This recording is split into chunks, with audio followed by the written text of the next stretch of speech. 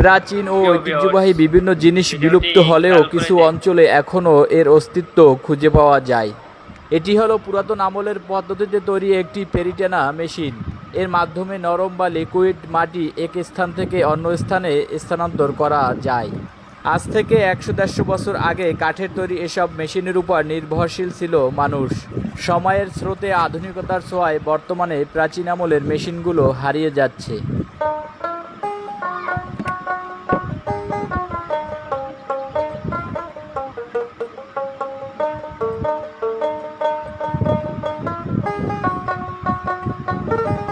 দাদা কি করতেছেন? এই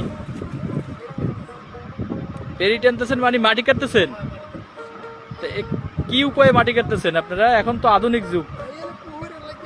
দাদা এই যে পদ্ধতিতে মাটি কাটতেছেন এটা কত পুরাতন পদ্ধতি?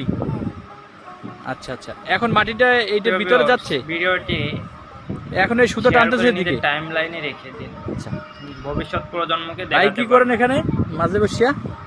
ওই জালে পেরি হবে, সেই পেরি এখানে ডালতে হবে, মাটি আসবে। মাটিটা এখানে আসবে? এখানে আসলে সেটা ডালতে হবে। ও, আপনার একবারে কতটুকু মাটি আসে?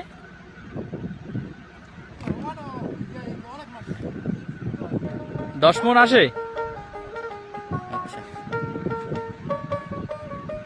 দাদা, এদিকে এই সুতো ঘুরাচ্ছেন নাকি মেশিনের মাধ্যমে?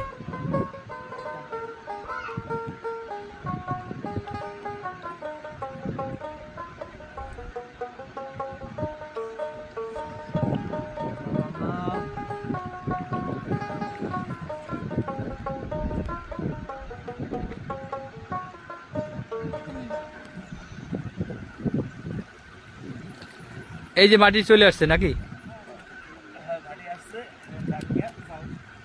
ও, এটা তো সম্পূর্ণ একদম নরম যে মাটিটা, পেরিমেটি বা লিকুইড মাটি যেটা বলে।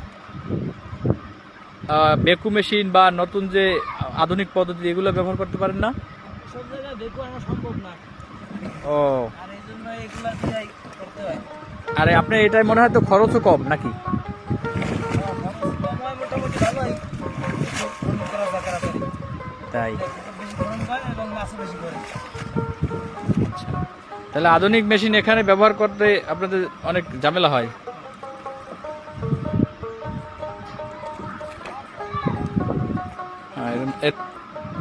এই আপনি কি যাচ্ছে দাদা? ভিডিওটি সুতো যাচ্ছে, শেয়ার করে নিজের টাইমলাইনে চরকা ঘুরে এখন সুতো যাচ্ছে নাকি? ভবিষ্যৎ প্রজন্মকে দেখাতে পারবেন।